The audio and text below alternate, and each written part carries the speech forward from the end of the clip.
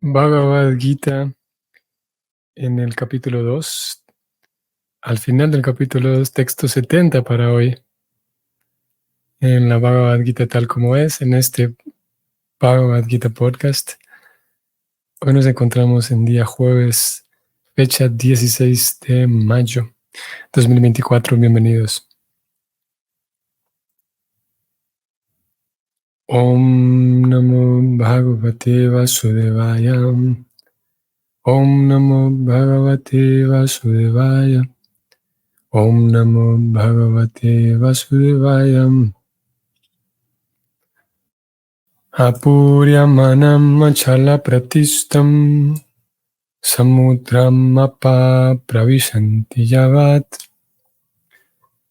tadvat kamayam pravasanti sarve sashanti napnuti nakamakami. La traducción del verso es la siguiente.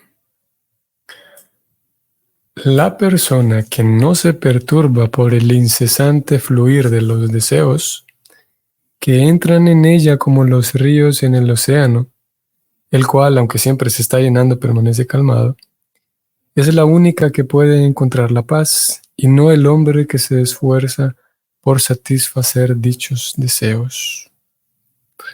Un verso y un tema de lo más relevante. Y vamos a leerlo nuevamente. Vamos a modificar aquí un poco la sintaxis a fin de tener una mejor comprensión del verso. Leo nuevamente. La persona que no se perturba por el incesante fluir de los deseos es la única que puede encontrar la paz, y no el hombre que se esfuerza por satisfacer dichos deseos. Esos deseos entran en ella como los ríos en el océano, el cual, aunque siempre se está llenando, permanece calmado. Los deseos. Recuerden, y recordamos todo el contexto, se viene hablando de los deseos, el autocontrol, la capacidad de controlarse a uno mismo, la capacidad de restringir las actividades. Aquí está incluido, podría estar incluido, ese famoso dicho popular. Bueno, esa famosa, digamos, de sabiduría popular, de pensar 2 veces antes de hablar. Que sí, es una persona que es capaz de controlar su lengua en lugar de hablar y opinar sobre cosas que ni conoce. Primero piensa, o puede hablar incluso sobre cosas que conoce, pero piensa en qué es lo que va a decir. Piensa en que si lo que va a decir puede afectar a otros, puede dañar a otros. Por lo tanto, si es apropiado el momento en el que lo va a decir, por lo tanto, piensa antes de hablar. Es una de las formas de controlar los sentidos. Piensa qué es lo que va a comer. ¿Esto que voy a comer me beneficia? ¿Me sirve? ¿Me nutre? ¿O solamente es pura sensación agradable al paladar? Es otra forma de ser controlado en los sentidos. Y hace unos versos atrás, como ya leímos, Krishna comparó a la persona inteligente que tiene sabiduría, la comparó con la tortuga, así como la tortuga puede retraer sus sentidos, sus órganos, o más bien sus sentidos. Asimismo, la persona sensata puede retraerse y no actuar en ciertos momentos. Como decíamos ahora, de alguien que antes de comer, pasar algo por su boca, piensa en si le va a beneficiar o no. Y si no me beneficia, así como la tortuga que esconde sus extremidades en el caparazón, asimismo esta persona sensata que tiene enfrente algo por comer, pero ese algo que tiene enfrente por comer está lleno de, ¿qué podríamos decir? Lleno de glutamato monosódico, lleno de sulfitos y sulfatos, lleno de jarabe de maíz de alta fructuosa y cosas similares. La persona entonces, tal como la tortuga, retrae su lengua y claro, no es literal porque nosotros en cuerpo de ser humano no podemos esconder nuestras extremidades. Lo que sí podemos hacer es a voluntad restringirnos, como en este caso, evitar por sensatez, por inteligencia, evitar esos comestibles que en fin de cuentas pueden terminar causando un daño. Entonces, una forma de controlar los sentidos. Krishna hablaba de esta tortuga, o comparaba con esta tortuga, y hoy, en el verso de hoy, utiliza, digamos, en sentido alegórico, en sentido simbólico, otra vez, una comparación. Esas personas sensatas son como el océano, dice Krishna. Porque el océano, aunque todo el tiempo se encuentra llenando, los ríos incesantemente están entrando en el océano, y de tantos lados el océano recibe agua todo el tiempo de los ríos, incansablemente. Y aún así, de hecho, como ya sabemos, en ocasiones la marea incluso baja. Incluso parecería, digamos, a los ojos de un niño, por ejemplo, le podría dar la impresión de que incluso el mar está menos lleno, digamos. Tiene menos agua, a lo que llamamos que la marea baja. Parecería que hay menos agua, ¿no? Pero ¿cómo es eso si todo el tiempo, pero es que es todo el tiempo, día tras día sin interrupción, incansablemente, los ríos entran en el océano? ¿Cómo es que no se desborda entonces? Sino más bien al contrario, a veces se retrae el océano. Entonces Krishna hace esta segunda comparación. En el primer caso, cuando habló de la tortuga, se refirió a alguien que es capaz de frenarse a sí mismo y saber actuar, antes de actuar, pensar con la inteligencia para ver si lo que voy a hacer me beneficia o no, beneficia a otros, me daña o daña a otros. En este caso, cuando se compara con el océano, ya no es solamente en el sentido de actuar, así como la tortuga que se refrena antes de actuar.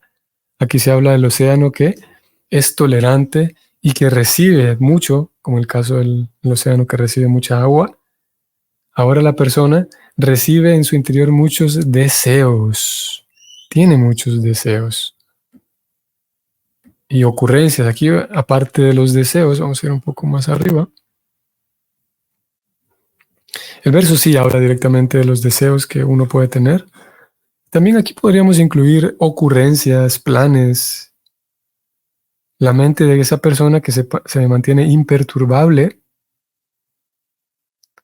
ante tantos deseos que entran, como dije también aquí, ocurrencias y planes, puede uno encontrar la paz. Y en realidad es una enseñanza fantástica de la Gita. Y recordemos que apenas nos encontramos en el capítulo 2.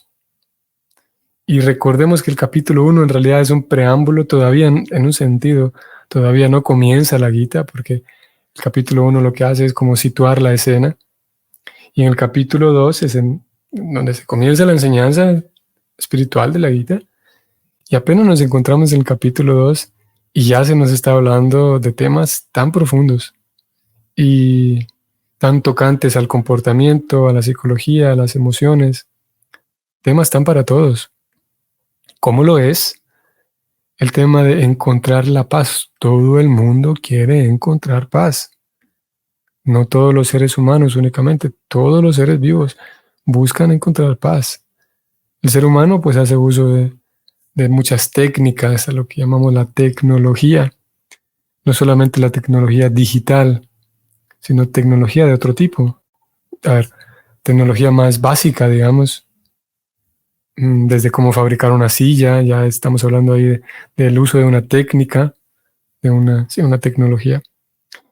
Luego tenemos la tecnología digital. Pero lo cierto es que toda esa técnica utilizada por el hombre, por la humanidad, es para encontrar paz, para vivir en paz. Ahora, ¿cómo se puede encontrar esa paz de acuerdo con este verso? Es que va a encontrar paz aquella persona que sea capaz de observar su interior, de hacer una autoobservación y prestar atención a todos aquellos deseos que tiene, todos aquellos deseos de puntualmente aquí, porque podría dar la impresión de que estamos hablando aquí de incluso aspiraciones en la vida y planes. No nos referimos tanto a eso, aunque también, sin duda. Pero en el marco de este verso, aquí nos estamos refiriendo a los deseos que surgen en la mente de querer tener experiencias bonitas, agradables a través de los sentidos, probar muchas cosas, experiencias, sabores. A eso nos referimos más puntualmente, a esos deseos. Y como ya sabemos, ya lo estudiamos versos anteriormente, en los versos anteriores a este, que una persona, cuando su mente se centra en algo, pues empieza a desarrollar un anhelo por ello. Entonces, en la mente de todos hay anhelos, hay deseos de experimentar cosas y placeres, pero va a encontrar la paz. Claro, puede dar la impresión y es casi intuitivo. Si tengo un deseo, voy a satisfacerlo porque eso me da placer, un placer momentáneo. Y el error aquí está en confundir el placer momentáneo con la paz, con la plenitud. Ahí es donde está el asunto. Porque resulta ser que, y aquella persona que sea más observadora se podrá dar cuenta de esto en su propia vida. Resulta ser que mientras, a pesar de que yo satisfaga todos mis deseos, todas aquellas cosas bonitas que quiero experimentar, viajar a muchos lugares, probar muchas cosas, saborear muchos sabores, hablar con mucha gente, una persona se puede dar cuenta de que a pesar de que pruebe tantas cosas, aún así no se siente lleno, porque el camino es otro. La plenitud, la paz, Shanti es la palabra que se utiliza aquí, Shantim, esa plenitud y esa paz viene justamente de no prestarle atención a la mente, de no prestarle atención a todos esos deseos de conseguir estímulos, de experimentar momentos agradables, bonitos, sino más bien esa paz va a venir de que la persona haga un cultivo espiritual y trabaje en su propio ser. Y claro, para ello hace falta tener aspiraciones, seguir planes, sin duda, eso y lo vamos a ver más adelante. Sin embargo, es diferente tener planes y aspiraciones y, digamos, tener el deseo, porque, claro, aquí el lenguaje es importante. Cuando hablamos de proyectarnos y tener planes, es importante, sí, tenerlos. Y podríamos decir que yo deseo tal y tal cosa. Sin embargo,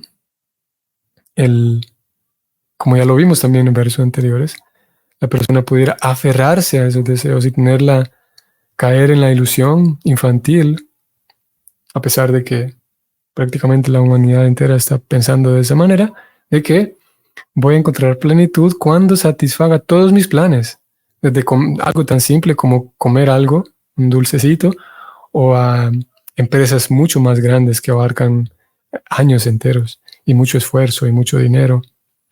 De vuelta, la plenitud, la paz, Shanti, está dispuesta ahí para la persona que permanece, él o ella permanece calmado, tolerando todos los deseos y ocurrencias que vienen a su mente, en lugar de correr de un lugar a otro para satisfacer sus deseos.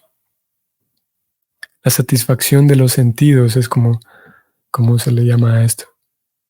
Caer en la trampa de pensar que voy a estar pleno cuando más satisfaga mis sentidos. Y esto puede llevarse a varios niveles. Todos sabemos, en realidad es un tema muy básico en la conciencia de Krishna, muy básico en el sentido de un tema preliminar.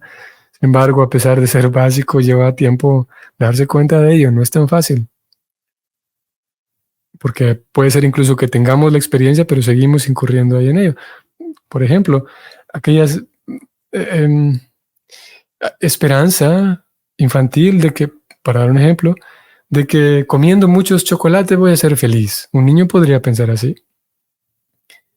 Pero lo cierto es que si una persona, digamos, llegada al niño, llegada a la edad adulta, tiene la oportunidad, ahora sí tiene autonomía para comprar cuantos chocolates quiera. Todos sabemos que después del tercer chocolate la lengua ya no va a poder más. Y si sigue forzándose, llegará un momento en el que esos mismos chocolates no los podrá ver ni en pintura, porque se va a saciar, se va a saturar. Y lo mismo ocurre con lo demás.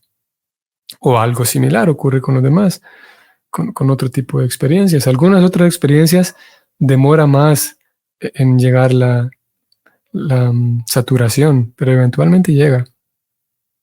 Sí, eventualmente llega. Lo mismo le sucede a personas que Uno podría decir, bueno, es que si yo sería feliz simplemente viajando por el mundo.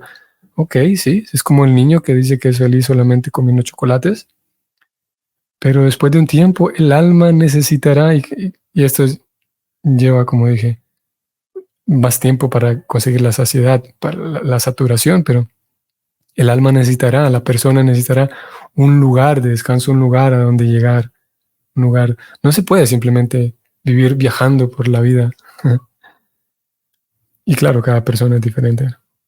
O otra aspiración muy compartida por muchos, entre más materialista el sistema de valores, pues más común esta aspiración de pensar que yo puedo estar pleno mientras más relaciones sexuales tengo, por ejemplo, lo cual es un engaño. Es similar al niño que piensa que comiendo chocolates va a estar pleno.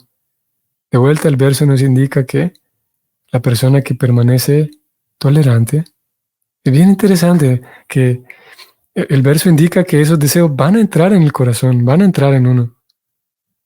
Podría parecer de que la persona sabia no tiene ningún tipo de deseos, pero lo cierto es que la persona sabia es aquella que, a pesar de que tiene muchas aspiraciones y deseos tal vez materiales, mm, aún así se mantiene calmado. Número uno, ni corre a satisfacer esos sentidos. Ni número dos, tampoco pierde el entusiasmo. Tampoco se martiriza a sí mismo y se crucifica a sí mismo porque yo tengo tantos deseos, soy una mala persona. Eso sería otro engaño de la ilusión, otro engaño de Maya. Pensar que soy malo y que soy un malvado porque tengo todos estos deseos. Es que es natural, así como el mar recibe todo el tiempo tanta agua de los ríos, asimismo la mente tendrá tantos deseos eventualmente. Hay días más que otros. Y sería un engaño de vuelta, sería un engaño infantil correr para ir de un lugar a otro tratando de satisfacer esos sentidos, esos deseos. Y también sería un engaño pensar que yo soy malvado, soy una mala persona. Voy a abandonar la vida espiritual porque tantos deseos que tengo. Sería otro engaño. ¿Cuál es la clave? Al menos esa es la teoría. La clave es permanecer calmado. ¿Y cómo hago para permanecer calmado, Prabhu? Bueno, la respuesta es que aquella persona que mantiene su vínculo con Krishna, un yoga constante, puede conseguir paz. Porque la paz, ese sosiego viene de que el alma está encontrándose con la superalma. Esa es la respuesta que da el Bhakti para la persona que pregunta, ¿cómo puedo hacer para mantenerme calmado, aún recibiendo tantos deseos? Esa es la respuesta. Bueno, estamos aquí hablando de la teoría porque sí, indudablemente la puesta en práctica lleva tiempo. Sería también una ilusión, otra vez, pensar que después de un par de leídas de a este tipo de temas ya puedo dominar el tema, integrarlo completamente a mi vida. Aquí estamos apreciando la teoría, hablando de ella, de cómo funciona, y dándonos al proceso de cantar el Santo Nombre y otras actividades del Bhakti para ir ganando más iluminación interna para poder aplicar esto de desapegarme de los deseos, etcétera, ¿no? Pero sí, esa dualidad, como usted menciona, Prabhu, si uno solamente en sus propios paradigmas internos solamente concibe dualidad, lo agradable, lo desagradable, lo bonito y lo feo, si en su cabeza uno solamente tiene dualidad, pues va a estar todo el tiempo, sí, en esa dualidad, persiguiendo lo que le encanta y llorando mucho cuando tiene cosas que no le gustan, frustrado cuando se encuentra con cosas que no le gustan y muy esperanzado en perseguir cosas muy ricas, muy saludables, muy bonitas, muy agradables. Pero la persona que en sus paradigmas integra un tercer elemento, ya no solamente la dualidad de lo agradable y lo desagradable, pero la persona incluye lo trascendental. Ya la persona entonces pasa a prestar atención a lo trascendental y ahí es donde viene la paz.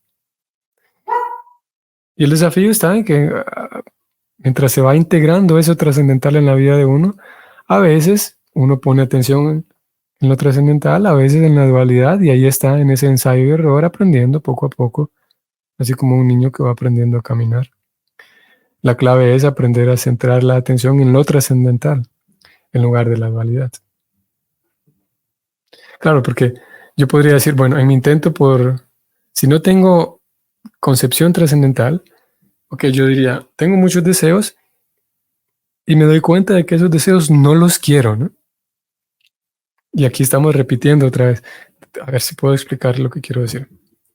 Tenemos los deseos que siempre voy a desear cosas que me agradan, sin duda. Nadie en su sano juicio desea cosas que le desagradan. Una persona normal, digamos, saludable, en orden, desea cosas agradables. Cuando desea cosas agradables, porque solamente concibe estas dos, como dije, esta dualidad, agradable y desagradable. Cuando no hay concepción de la trascendencia, no puede aspirar a ella.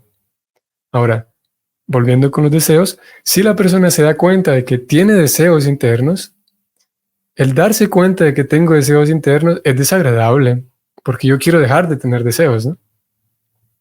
Pero entonces, ¿cómo hago? De vuelta, si hace falta la concepción espiritual, trascendental, cuando yo vea mis deseos, como me desagrada tener deseos, entonces voy a intentar huir de mis deseos. Otra vez, sigo estando ahí dentro de la dualidad. Veo los deseos y trato de escapar de ellos, porque son desagradables, busco una situación agradable, sigo estando en la dualidad. Mientras que el Bhakti propone un camino diferente. Veo que están ahí esos deseos, es desagradable tenerlos porque veo que me meten en problemas. Veo que, a ver, para profundizar un poco más aquí, no quisiera perder el punto, en realidad los deseos me meten en problemas.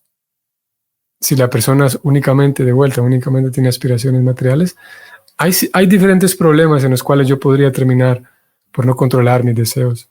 Todos sabemos, o lo hemos experimentado, o hemos visto a alguien que le han prohibido comer algo, pero simplemente no puede, porque la lengua está tan habituada a comer eso que le prohibieron y le causa dolor y sabe que lo está matando, pero no puede dejar de consumirlo. Y puede ser, no estamos hablando necesariamente de sustancias nocivas, objetivamente nocivas, como una droga, por ejemplo. Estamos hablando hay personas que no pueden consumir ciertas azúcares o en ciertas cantidades, o aceites o grasas por una dieta especial porque tienen un problema y la persona no puede dejar de consumirlo. Eso sería un ejemplo de cómo tener esos deseos y ser incapaz de frenar esos deseos me puede llevar a problemas muy serios. Y hay otros ejemplos, personas que no pueden, por ejemplo, no se pueden controlar y terminan perdiendo brutales cantidades de dinero en apuestas, no sé, en un casino, y hay esos casos. Entonces aquí se habla de que alguien que tiene esas ocurrencias, esos deseos de probar, de experimentar esto, pero me daña, entonces no peleo con esos deseos, esto es lo que quería decir, al darme cuenta de que tengo estos deseos que me dañan, una acción en la dualidad, ok, tengo que hacer algo porque tengo estos deseos, ¿cierto? Los observo. ¿Qué voy a hacer? Tenemos una respuesta trascendental y una respuesta en la dualidad.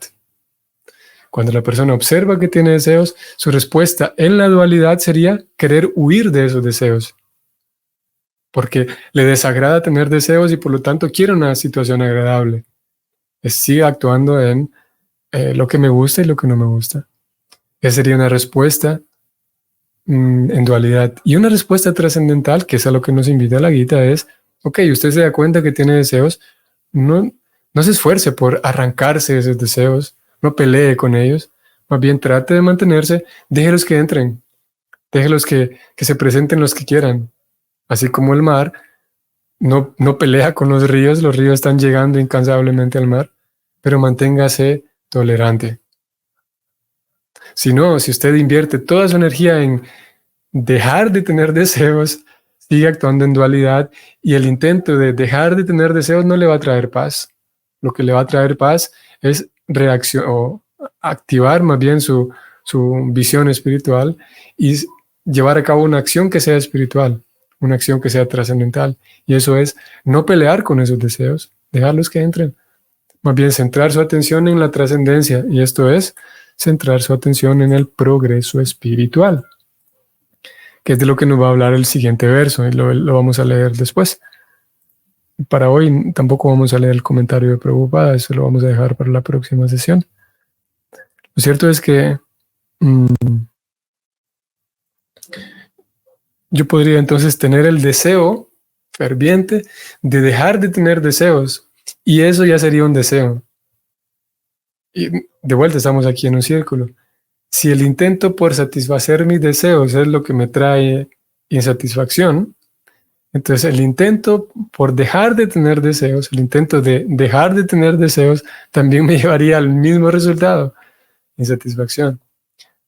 La propuesta aquí es que uno centre su atención en Krishna, que uno centre su atención en la vida divina, como aquí lo va a decir más adelante Krishna, en las palabras que él va a utilizar.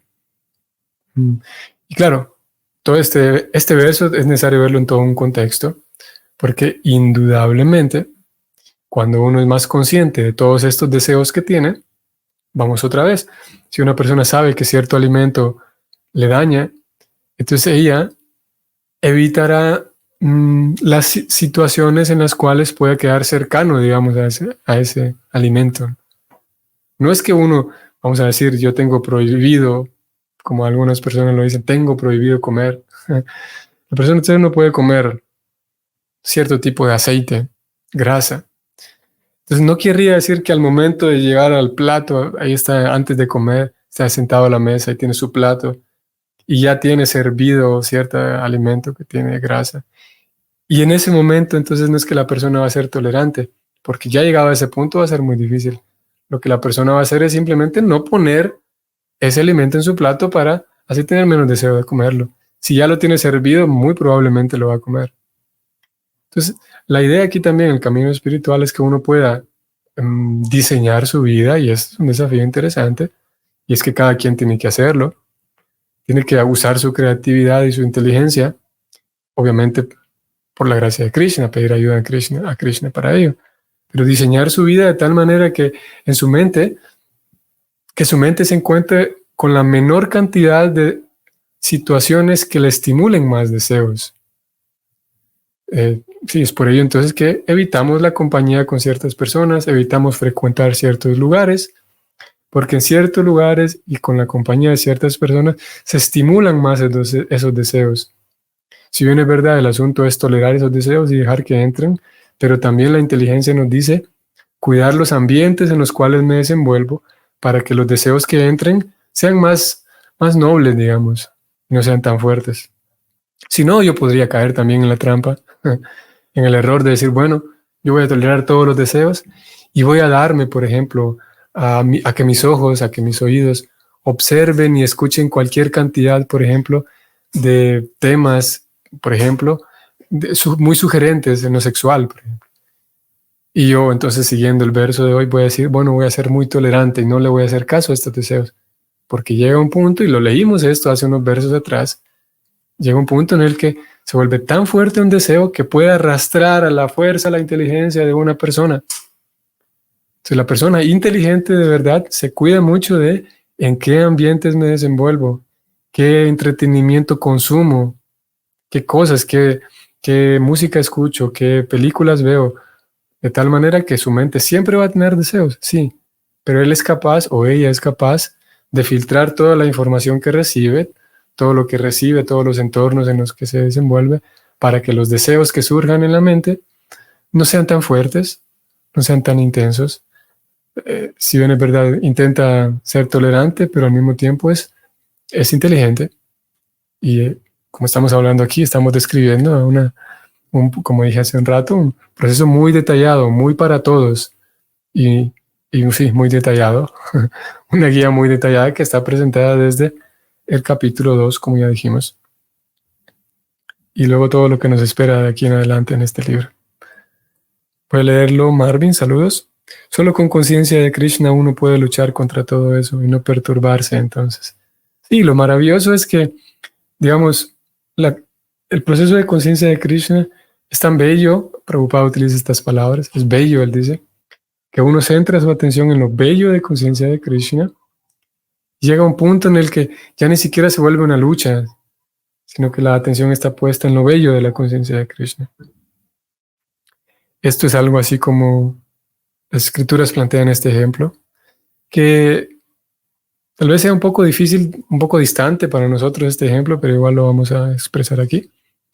Cuando uno puede encontrarse una serpiente, dice Prabhupada, cuyos colmillos le han sido extraídos.